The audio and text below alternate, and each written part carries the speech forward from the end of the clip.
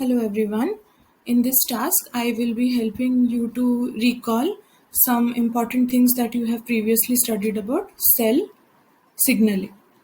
In our previous module, that is in module 50, you were introduced to the concept of cell signaling through a video where you watched what are the main components of cell signaling and how many different examples of cell signaling are there around us within our body so that we can understand this mechanism deeply.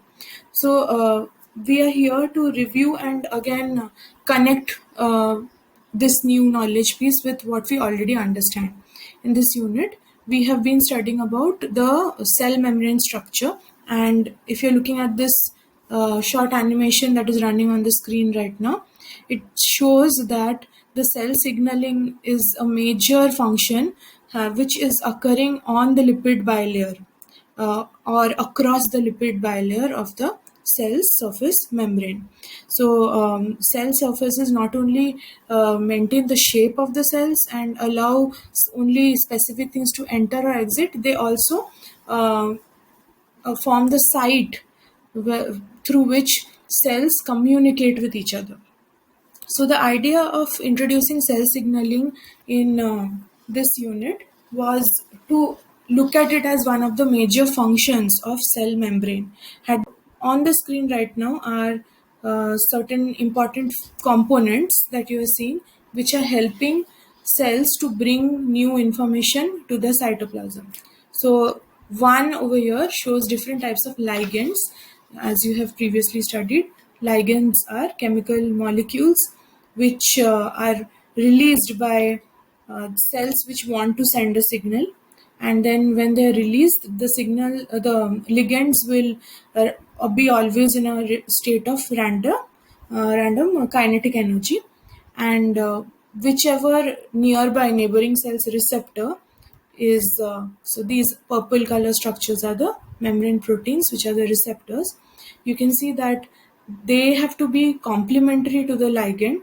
So whenever you're talking about cell signaling, the term complementary has to be explicitly used. That is, only those receptors which are complementary to the signaling molecule sent by another cell, only those receptors will bind to those ligands. And once those ligands are forming a complex, then something happens on the inside of the cell. So say this is the outer extracellular fluid where the signaling molecules or ligands are floating. They randomly bounce and bump into these receptors. So if they are bouncing into a receptor whose site of binding is complementary to the ligand, then it will easily bind over here. Once the ligand and the receptor bind, this binding is temporary, and this brings a temporary change to the inner side of this receptor. So the temporary change is binding of the ligand will actually bring a message to the receptor, and the receptor then sends this message. Actually, the message is nothing but a change in energy, and that signals other proteins which may be bound to the cytoplasmic phase of these receptors. So these other proteins may be enzymes, may be ATP, or they may be some proteins or energy molecules.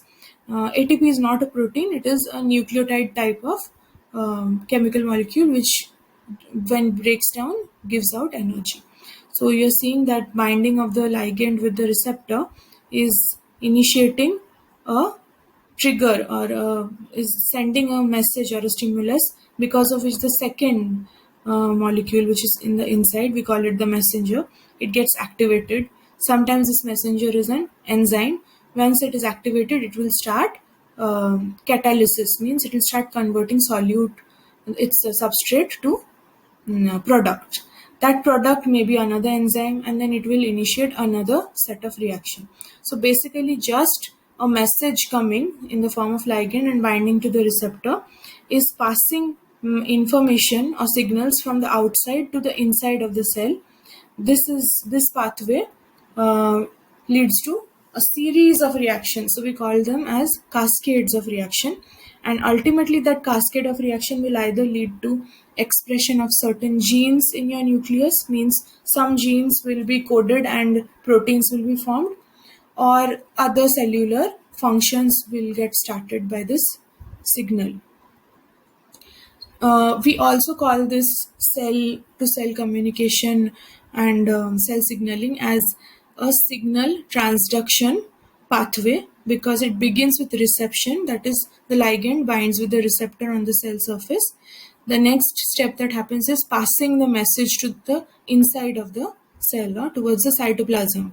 That is called the transduction, which is then amplified. So if the inner side of the receptor is associated with a protein, that protein is inactive, binding of the ligand with the protein will activate the inner second set of proteins on the cytoplasmic side.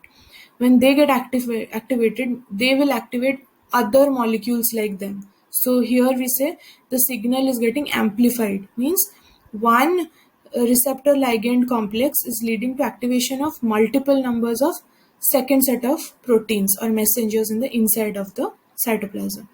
That is transduction, means the signal is being relayed and sometimes these molecules are also called relay molecules. So after the relay molecules get activated, they start participating in different cellular functions.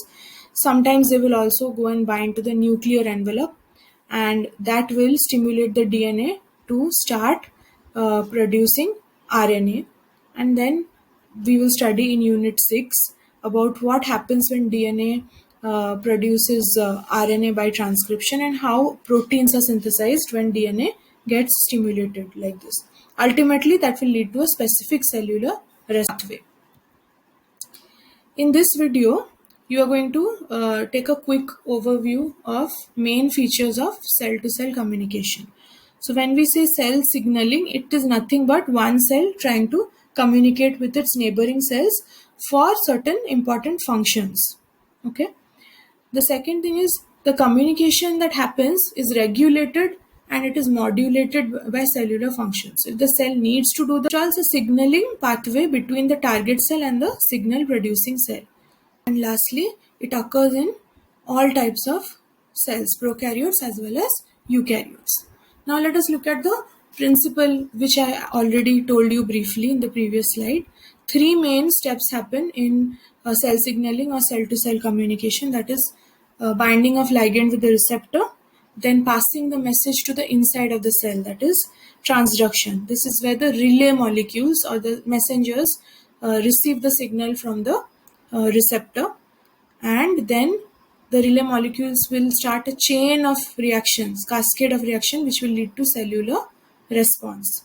The cellular response could be activation of some genes or production of certain enzymes. So all this is happening in the target cell. So here you can see a diagrammatic representation of how signal transduction or cell-to-cell signaling happens. You can see the lipid bilayer and a receptor which is spanning across the membrane. This receptor will receive only a complementarily shaped ligand, which is shown in orange color. This is a signal molecule or the ligand. Once the ligand binds with this membrane protein, then there will be some messages or signal or energy changes that will happen on the cytoplasmic side of this uh, receptor. It will activate the first relay molecule, which can be also called the first messenger over here. That will in return catalyze and activate a second relay molecule or second messenger, and finally a bunch of series of molecules will get activated to finally either trigger the DNA or other organelles inside the cell to perform certain function, which we call as the response. Mostly it deals with activating certain genes.